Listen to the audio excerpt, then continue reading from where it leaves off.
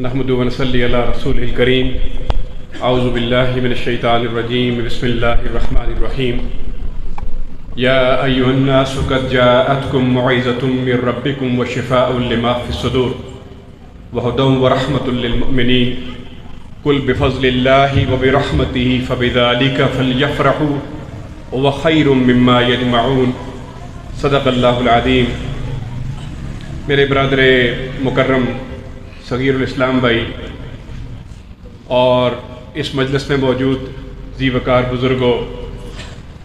بطور خاص چودھری ابراہیم ضیاء صاحب سابق چیف جسٹس سپریم کورٹ آزاد جموں کشمیر، اور آج کی اس نشست کے انتہائی قابل توجہ ہمارے وہ طلباء کے جنہوں نے قرآن حفظ کیا، اور اس مدرسے سے متعلقین سارے اساتذہ کرام، ہم اللہ کا شکر ادا کرتے ہیں کہ ایک چھت تلے اکٹھے ہو کر ہم حفاظ قرآن کی حوصلہ افزائی کا ذریعہ بھی بن رہے ہیں، اور ساتھ ساتھ رب العالمین ہمیں اس بات کی توفیق بھی بخش رہے ہیں کہ ہم قرآن کے ساتھ اپنا ایک گہرا تعلق اور وابستگی استوار کرنے کا اسلوب اور قرینہ اس مجلس سے سیکھیں۔ سورہ یونس کی ایک آیت میں نے آپ کے سامنے رکھی۔ رب العالمین اس میں قرآن کی عظمت کے حوالے سے ہمیں متوجہ فرماتے ہیں۔ آپ نے فرمایا کہ اے دنیا بھر کے انسانوں، کبھی تم نے غور کیا کہ یہ قرآن پاک کیا ہے؟ یہ تو رب العالمین کی طرف سے ایک موعظہ ہے، یہ آپ پوری کی پوری انسانیت کے لیے نصیحت کا پیغام ہے۔ نصیحت ہر ضرورت مند جس نے گرو کرنا ہوتا ہے، جس نے ذہنی اعتبار سے بڑھنا ہوتا ہے، جس نے روحانی اعتبار سے ترقی کرنا ہوتی ہے، اور جس نے دنیا میں عروج حاصل کرنا ہوتا ہے، وہ طالب علم اور وہ لرنر ہمیشہ سے نصیحت کا طالب رہا ہے۔ تو رب العالمین ہمیں اس بات کی طرف متوجہ کرتے ہیں کہ جب بھی کوئی انسان عروج کے سفر پر روانہ ہونا چاہے گا، کوئی قوم اس سفر پر اگر اپنا ارادہ باندھے گی تو اس کو قرآن کی ضرورت رہے گی، قرآن کی احتیاج رہے گی۔ فرمایا کہ یہ صرف مسلمانوں کا قرآن نہیں ہے۔ یا ایھا الناس کہہ کر کہا کہ اس وقت جو 8 ارب کے قریب دنیا بستی ہے، ان سب کو اس قرآن پاک کی ضرورت ہے۔ یہ الگ بات ہے کہ ایک بڑی تعداد ایمان نہیں لائی ہے، لیکن وقت ثابت کرے گا، اور وقت کی سختیاں اور وقت کی حقیقتیں وہ انسان پر جب واضح ہوں گی تو دنیا اسی قرآن کی طرف آئے گی۔ آج کی بڑھتی دنیا، آج کی دنیا کے جو بڑے بڑے مغالطے ہیں، ان کا حل کسی اور نہ نیشنلزم میں ہے، نہ کسی اور نظریہ حیات میں ہے۔ اللہ کا یہ جو ربانی کلام ہے، یا اللہ کی جو آخری ہدایت ہے انسانیت کے نام، اس کے علاوہ دنیا کہیں امن اور آشتی کی جگہ نہیں پائے گی۔ اور فرمایا کہ شفاء لما فی الصدور، کہ یہ جو دل و دماغ اور بیماریوں میں مبتلا جو انسان ہے، دل و دماغ کی بیماریوں کو، روح اور جسم کی بیماریوں کو، تو اس کا واحد جو شفا ہے اور جو نسخہ کیمیا ہے وہ یہ قرآن پاک ہے۔ پتہ چلا ہم جو قرآن حفظ کر رہے ہیں، ہم جو قرآن پڑھا رہے ہیں، ہم جو قرآن پڑھ رہے ہیں، ہم جو قرآن پر ایمان رکھتے ہیں من جانب اللہ ہونے کا، ہمیں اس بات کا بھی احساس ہونا چاہیے کہ ہم اللہ رب العالمین کی طرف سے ایک نسخہ کیمیا رکھتے ہیں، ایک بیماریوں کا علاج رکھنے والا نسخہ ہمارے پاس موجود ہے۔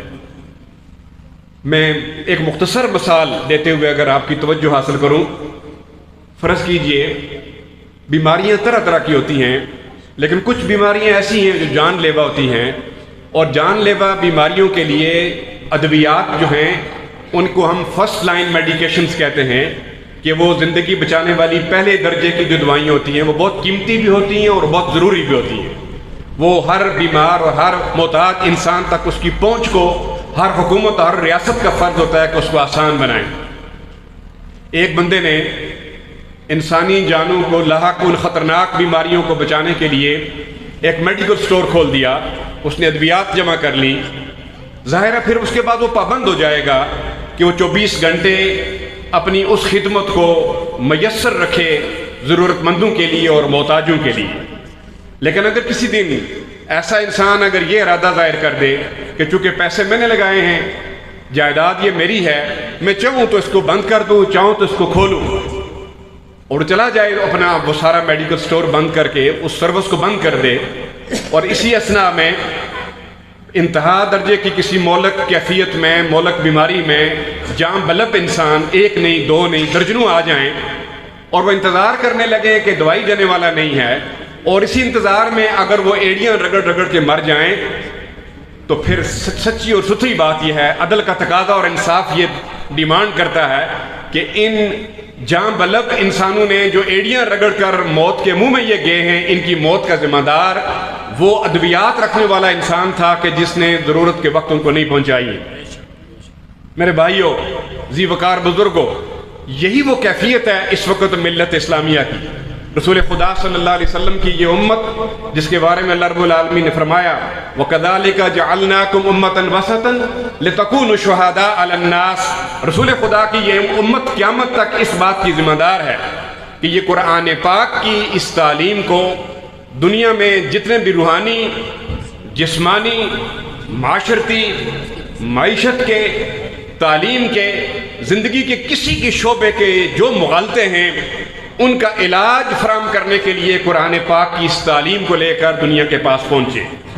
رسول خدا صلی اللہ علیہ وسلم فرماتے ہیں نزل القرآن علی خمسۃ اوجہ، قرآن پاک 5 وجوہات اور 5 چیپٹرز لے کر یہ نازل ہوا ہے۔ یا رسول اللہ وہ کیا کیا چیپٹر ہیں؟ فرمایا حلال و حرام، محکم و متشابہ والامثال، کہ یہ حلال کی پوری تعلیمات لے کر آیا ہے جو قیامت تک ایک طرح رہیں گی۔ لیکن آپ جانتے ہیں کہ دنیا میں جو طاغوت ہے، جو اللہ کو نہیں پسند کرتا، جو اللہ کے رسول کا باغی ہے، جو اپنا ورلڈ آرڈر دے رہا ہے، اس نے ہمارے حلال کو حرام کر دیا ہوا ہے، اور وہ اپنے حلال کی ایک تعلیم لے کر آیا ہوا ہے۔ تو قرآن تو اس لیے آیا تھا کہ اس حلال کی تعلیم کو آپ دنیا تک پہنچانے کا ذریعہ اور سبب بنے۔ اسی لیے رب العالمین نے کیا فرمایا ایک موقع پر فَمَن يَكْفُرْ بِالطَّاغُوتِ وَيُؤْمِن بِاللَّهِ فَقَدِ اسْتَمْسَكَ بِالْعُرْوَةِ الْوُثْقَىٰ، آپ میں سے وہ انسان جو طاغوت کے انکار کے لیے کھڑا ہونے کی جرت پیدا کر دے اپنے اندر اور اللہ پر ایمان کے تقاضے پورے کرنے کے لیے آگے بڑھے، تو اللہ رب العالمین کی یہ رسی صرف اسی کے ہاتھ میں آئے گی، ورنہ لوگ محروم القسمت رہیں گے۔ میرے بھائیوں اور ذی وقار بزرگوں، پتہ یہ چلا کہ ہم ذمہ دار ہیں اس پوری دنیا کے۔ فرمایا وَيَكُونُ الرَّسُولُ شَهِيدًا عَلَيْكُمْ وَتَكُونُوا شُهَدَاءَ عَلَى النَّاسِ۔ قیامت جب ہوگی تو سارے انبیاء اپنی اپنی امتوں پر جب گواہی دے کر فارغ ہوں گے، وَتَكُونُوا شُهَدَاءَ عَلَى النَّاسِ، تو آپ میں سے ہر ایک شخص کو کھڑے ہو کر اپنے دور کے انسانوں پر اس بات کی گواہی دینی پڑے گی کہ حق کی جو تعلیم آپ کو قرآن کے ذریعے ملی، اسوہ رسول کے ذریعے ملی، کیا اس کو آپ نے اپنے دائرہ اثر میں پہنچانے کی جدوجہد کی، اس میں اپنا یہ فریضہ آپ نے ادا کر لیا؟ حفظ کرنا قرآن پاک کا ایک بہت بڑا اعزاز ہے، لیکن قرآن کے حقوق میں جو سب سے بڑا حق یہ ہے کہ اس کی دعوت دینا، اس کی دعوت دینا، اس کی طرف متوجہ کرنا، اس کی طرف لوگوں کو بلانا۔ آج ملت جو ہے صرف اس ایک بہت بڑی خامی کا شکار ہے کہ اس پہلو میں ہم انفرادی اور اجتماعی طور پر جو ہے وہ ناکامی کا منہ دیکھ رہے ہیں۔ میرے بھائیوں اور ذی وقار بزرگوں، اللہ رب العالمین نے فرما دیا کہ جناب وَشِفَاءٌ لِمَا فِي الصُّدُورِ وَهُدًى وَرَحْمَةٌ لِّلْمُؤْمِنِينَ، اور جہاں تک مسلمان لوگ ہیں تو ان کی تو ساری زندگی اس چراغ کی روشنی میں گزرنا چاہیے۔ ان کی زندگی کی جو شارع ہے اس پر روشنی کرنے والی، راہ دکھانے والی کتاب یہ قرآن پاک ہے، سراسر رحمہ ہے ان کے لیے جناب، اس کے بغیر وہ نہیں گزر سکتے۔ فرمایا کہ وَاتْلُ مَا أُوحِيَ إِلَيْكَ مِنْ كِتَابِ رَبِّكَ لَا مُبَدِّلَ لِكَلِمَاتِهِ، اے نبی صلی اللہ علیہ وسلم اس قرآن پاک کی تلاوت اس لیے کیجئے کہ اس کے کلمات کو کوئی بدل نہیں سکتا ہے قیامت تک۔ مفسرین کہتے ہیں کہ تلاوت سے کیا مراد ہے؟ ایک تلاوت تو وہ ہے جس سے ہم واقف ہیں کہ ایک لفظ پڑھیں گے تو 10 نیکیاں ملیں گی بجا طور پر آئی، لیکن حقیقی طور پر تلاوت یہ ہے کہ کسی چیز کو راہبری کے مقام پر رکھنا اور خود اس کے پیچھے چلنا، اس کی پیروی کرنا۔ گویا قرآن پاک زندگی کے جملہ معاملات میں راہبر ہو، ہم اس کی پیروی میں زندگی گزاریں، یہ ہے وہ تلاوت۔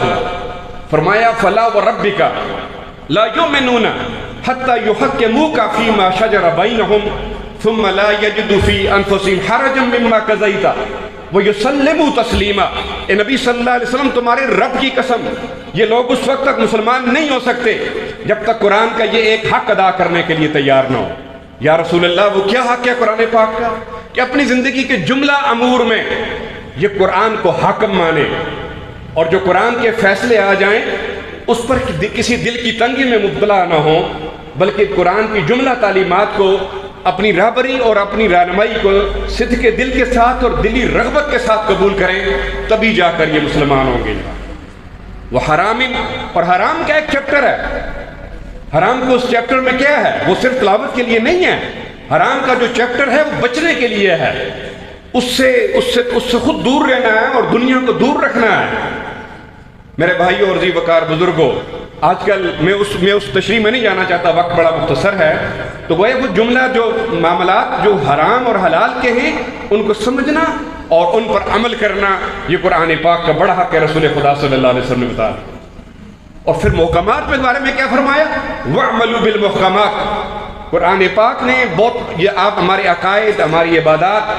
اور ہمارا جو طرز زندگی ہے اس کے بارے میں جو میں سبق دیا ہے، یہ میں تلاوت کے لیے نہیں ہے، وَاعْمَلُوا یہ عمل کے لیے دیا ہے۔ میرے ذی وقار علماء اکرام، قرآن پاک کا درس دینے والے میرے ذی وقار بھائیوں، میں بسط احترام گزارش کروں گا، قرآن پاک کا ایک بڑا حصہ جو ہماری محکمات سے متعلق ہے، جو زندگی میں ہماری زندگی میں اس بات کا تقاضا کرتا ہے کہ ہم اس کے تحت اپنی اجتماعی زندگی کو گزاریں، وہ ایک عرصے سے معطل چلا آ رہا ہے،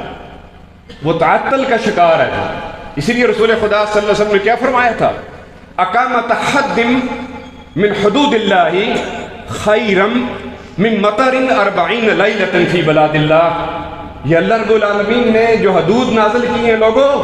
ان میں سے اگر کوئی ایک حد آپ اپنے معاشرے میں، اپنی سوسائٹی میں، اپنے ملک میں آپ اس ایک حد کے قیام اور نفاذ کا ذریعہ بن جاؤ تو اللہ آپ کی سوسائٹی میں برکتوں کا ایسا نزول کرے گا کہ 40 راتوں کی مسلسل بارش وہ زمین کو اتنی برکتوں سے نہیں مستفید کرتی جس طرح اللہ کی ایک حد کی تنفیذ مسلمانوں کی سوسائٹی میں اس پورے کے پورے معاشرے میں خیر اور برکت کا ذریعہ بن جاتی ہے۔ فرمایا کہ وَلَوْ أَهْلُ الْقُرَىٰ آمَنُوا وَاتَّقَوْا لَفَتَحْنَا عَلَيْهِمْ بَرَكَاتٍ مِّنَ السَّمَاءِ وَالْأَرْضِ، کہ اگر جناب تقوی کا وہ حقیقی مفہوم سمجھ کر لوگ اللہ کے احکامات کو جو آپ کو قرآن کی صورت میں ملے تھے انہیں اپنی زندگی کا حصہ بنا کر برتاؤ میں لائیں گے تو اللہ کہتے ہیں کہ زمین اور آسمان سے میری برکتوں کا نزول آپ کا مقدر ہوگا۔ آج ملت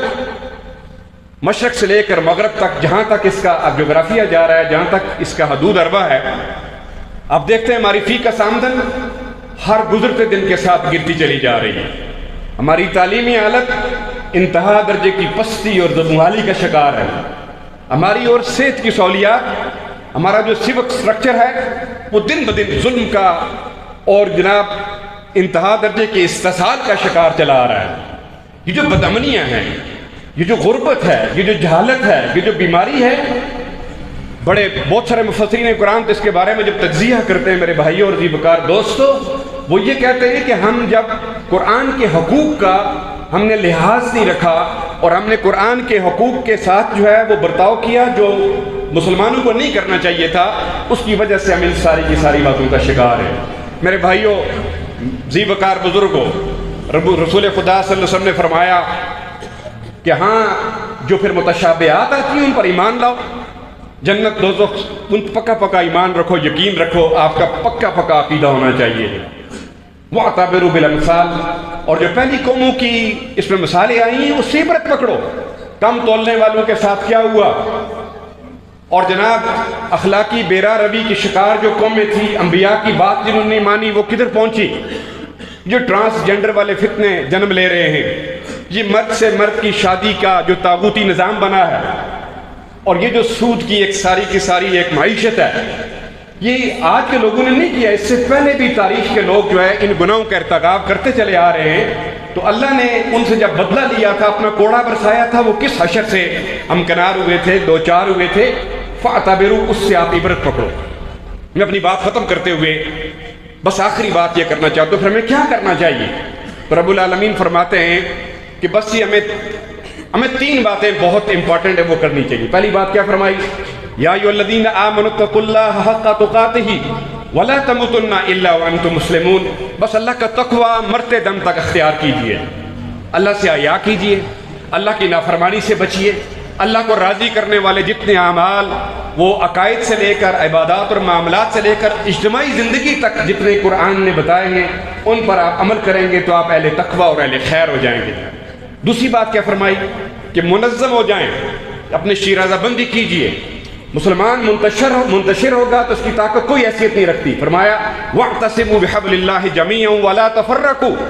اختلاف چھوڑ کر اللہ کی اس رسی کے ساتھ مضبوطی سے جڑ جاؤ۔ یا رسول اللہ یہ اللہ کی رسی کیا ہے؟ آپ نے فرمایا یہ اللہ کا قرآن ہے۔ اللہ کا قرآن اس کے ساتھ جو وابستگی اختیار کرتا ہے، ایسے ہی ہے کہ ایک ایسی رسی اس نے اپنے ہاتھ میں پکڑ لی جس کا ایک کونا اس خوش قسمت شخص کے ہاتھ میں ہے اور دوسرا رب العالمین کے پاس ہے۔ وَاعْتَصِمُوا بِحَبْلِ اللَّهِ جَمِيعًا وَلَا تَفَرَّقُوا۔ یا رسول اللہ ہم کیوں جڑے اس رسی کے ساتھ؟ فرمایا کہ یہ جو قرآن ہے یہ ایک نئی قوم بناتا ہے، یہ پسند اور ناپسند کا ایک نیا معیار دیتا ہے، یہ برسہ برس کی دشمنیوں کو دوستی میں بدلتا ہے۔ وَاذْكُرُوا نِعْمَةَ اللَّهِ عَلَيْكُمْ إِذْ كُنْتُمْ أَعْدَاءً فَأَلَّفَ بَيْنَ قُلُوبِكُمْ فَأَصْبَحْتُمْ بِنِعْمَتِهِ إِخْوَانًا وَكُنْتُمْ عَلَى شَفَا حُفْرَةٍ مِّنَ النَّارِ فَأَنْقَذَكُم مِّنْهَا كَذَلِكَ يُبَيِّنُ اللَّهُ لَكُمْ آيَاتِهِ لَعَلَّكُمْ تَهْتَدُونَ۔ تم سے پہلے اللہ اس قرآن پاک کا بڑا اعجاز نوٹ تو کرو، وہ کیا ہے؟ تم نے دیکھا نہیں کہ اوس اور خزرج دو بڑے بدترین قبیلے تھے، ایک دوسرے کے دشمن تھے، صدیوں سے ایک دوسرے کے قتل مقاتلے میں مبتلا تھے، لیکن جب رسول اللہ پر ایمان لائے، قرآن کے دیے ہوئے معیار کو انہوں نے قبول کر لیا، قرآن کے حلال اور حرام کو جان لیا، قرآن کے رد اور قبول کے پیمانے کو قبول کر لیا، فَأَصْبَحْتُمْ بِنِعْمَتِهِ إِخْوَانًا، تو رب العالمین نے انہیں اس نعمت کے بدلے میں انہیں بھائی بھائی بنا دیا۔ یہ جو ہمارا منتشر پاکستان رہ گیا ہے، ایک انتشار والی کیفیت کا پاکستان رہ گیا ہے، آج کا پٹھان اور پنجابی، آج کا سندھی اور بلوچ، اس کو کوئی چیز جوڑ سکتی ہے تو اس قرآن پاک کی تعلیم اس کا معیار جوڑ سکتا ہے۔ اس محبت میں اگر پاکستانی قوم سرشار ہوگی، اس سے میرا ایمان ہے انشاءاللہ العزیز، اللہ رب العالمین کی یہ آیت گواہ ہے کہ ہم ایک نئی قوم بنیں گے، اور اس قوم میں پھر یہ بدامنی، یہ خودکش دھماکے اور یہ ایک دوسرے کے ساتھ لوٹ گسوٹ کا برتاؤ، یہ ایک دوسرے کے ساتھ ظلم کا معاملہ، یہ قرآن ختم کرے گا، یہ قرآنی تعلیم ختم کرے گی۔ مجھے بڑی خوشی ہو رہی تھی کہ جب بچے ویسے ابھی بالکل ابتدائی بات ہمارے سامنے کر رہی تھی، کوئی 20 تک گنتی گن رہی تھی، کوئی ہفتے اور مہینوں کا نام پیش کر رہی تھی، ایک کاش جہاں ہم نے انگریزی ضروری پڑھی، وہاں ہمارے نصاب تعلیم میں اگر عربی کو بھی ایک ضروری سبجیکٹ کے طور پر اگر اہمیت حاصل ہو جاتی تو میں خدا جو رب ذوالجلال کو یقین جانیے، اس پر جو میرا ایمان ہے اس کو ساتھ رکھ کر اس بات کا آپ سے اظہار کرتا ہوں کہ ہم ایک قوم بن جاتے ہیں جناب، ہم براہ راست قرآن کے ساتھ جڑ جاتے، ہمیں سننا کے ساتھ ہمارا رابطہ ہو جاتا، لیکن لینگویج بیریئر کی وجہ سے، اس زبان نہ جاننے کی وجہ سے ہم باقی تو سب کچھ پڑھ لکھ کے، لیکن ہم قرآن اور سنت سے دور ہو گئے، اور اس وجہ سے وہ اس طرح کی قوم نہ بن سکے جو ہمیں متحد اور متفق کرے گی۔ یہ دوسری بات ہوئی۔ آخری بات کر رہا ہوں آپ کی توجہ چاہتے ہوئے، اللہ فرماتے ہیں کہ پہلے تو پورے کے پورے 1.5 ارب لوگوں کو کھڑا ہو جانا چاہیے اس قرآن پاک کے پیغام کا گواہ بن کر اور اس کی شہادت کو لوگوں تک پہنچانے کے لیے، لیکن اگر وہ ایسا نہیں کر رہے، انہیں دنیا عزیز ہو گئی ہے، انہیں جناب مال و متاع نے جناب اور دنیا کی رغبتوں نے اپنی طرف متوجہ کر دیا ہوا ہے، اور وہ اس پیغمبرانہ مشن کے لیے پورے 1.5 ارب لوگ نہیں نکل رہے، تو ان میں سے کم از کم کچھ تو لوگ ہونے چاہیے۔ وَلْتَكُمْ مِنْكُمْ أُمَّةٌ، آپ میں سے کوئی ایک چھوٹی سی امت یا چھوٹی سی گروہ، چھوٹا سی ایک جماعت تو اٹھنی چاہیے۔ وَلْتَكُمْ مِنْكُمْ أُمَّةٌ، کیا کریں یا اللہ رب العالمین؟ يَدْعُونَ إِلَى الْخَيْرِ، خیر کی دعوت دینے والی۔ پہلے تو یہ سارے مسلمانوں کا کام ہے، اگر وہ بھولے ہوئے ہیں تو پھر کچھ لوگ تو اٹھو۔ يَدْعُونَ إِلَى الْخَيْرِ وَيَأْمُرُونَ بِالْمَعْرُوفِ، امر بالمعروف کرو جناب۔ امر بالمعروف سے کیا مراد؟ کہتے ہیں کہ اسلامک اسٹیٹ قائم کرو، اسلامی ریاست کے قیام کے لیے ایک دوسرے کے ساتھ تعاون کرو، آپ کے اسکالرز، آپ کے اساتذہ، آپ کے طالب علم، آپ کے بزنس مین جو قرآن کو مانتے ہیں، رسول خدا صلی اللہ علیہ وسلم نے ایک ریاست قائم کر کے دی تھی، جب تک وہ ریاست قائم نہیں ہوتی آپ شہادت حق کا فریضہ پوری طرح انجام نہیں دیتے۔ تو فرمایا جناب کہ یہ جو امر بالمعروف سے مراد یہ ہے، وَيَنْهَوْنَ عَنِ الْمُنْكَرِ، اور جتنی برائیاں ہیں ان کا لیجسلیشن کے ذریعے، ان کا قوانین کے ذریعے، ان کا جناب ایک اسٹیٹ کی ریاست جو قوت ہوتی ہے اس کی قوت نافذہ سے برائیوں کا کلہ کما کرنے کی طاقت اپنے اندر پیدا کیجئے۔ اس کے لیے امت اٹھ کھڑی ہو، یأمرون بالمعروف وینہون عن المنکر وأولئک هم المفلحون، فلاح ایسے لوگوں کی قسمت میں ہے۔ بس یہ قرآن کا حفظ کرنا، قرآن کی تعلیم دینا، قرآن کا تذکرہ کرنا، اس کا فائدہ تبھی ہوگا کہ ہم اہل تقوی بن جائیں، ہمارے بچے، ہمارے گرد و نواح کا سارا لوگ وہ تقوی کی دولت سے مالا مال ہو جائے، ہم منظم ہو جائیں، قرآن کے دیے ہوئے معیار پر منظم ہو جائیں، رسول خدا صلی اللہ علیہ وسلم کے دیے ہوئے اسوے کی روشنی اور خوشبو کی وجہ سے ہم منظم ہو جائیں۔ اور آخری بات یہی کہ ہم لوگوں کے سامنے وہ اسلام کا حقیقی ماڈل پیش کرنے والی امت بنے جس کا اظہار رسول خدا صلی اللہ علیہ وسلم نے اپنی زندگی میں کیا تھا۔ میں صغیر الاسلام بھائی کو مبارکباد پیش کرتا ہوں، ان کی وجہ سے جو ان کے بچوں نے ان کے اساتذہ کی محنت سے قرآن حفظ کیا، ان کی خدمت میں دلی طور پر اپنی مبارکباد پیش کرتا ہوں۔ میری دعائیں ہیں کہ رب العالمین انہیں اسلام کا ایڈوکیٹ بنائے، انہیں اسلام کے لیے ایڈوکیسی کرنے کی، اسلام کی وکالت اور سفارت کرنے کی رب العالمین انہیں توفیق دینا۔ آپ سب کا بیٹھنا قبول فرمائے۔ وآخر دعوانا ان الحمد للہ رب العالمین۔